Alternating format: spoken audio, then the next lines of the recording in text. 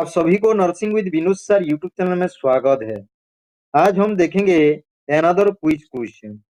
The choice of contraception for pulmonary TB women. Women को pulmonary TB हुआ है तो चॉइस ऑफ कॉन्ट्रासेप्शन क्या होगी? ए ऑप्शन में पिल, बी ऑप्शन में barrier method of contraception, C option में लिवोनॉर्जिस्टिरल जिसको हम एलएनजी बोल रहे हैं, डी ऑप्शन में मालायन। So put your right answer in the comment box. Comment box में राइट आंसर पुट अप करिए। I am waiting for right answer. So the correct answer is B option, barrier method of contraception. Okay, किसी women को अगर pulmonary TB हुआ है तो choice of contraception barrier method of contraception होगी। Okay, समझ में आ गया।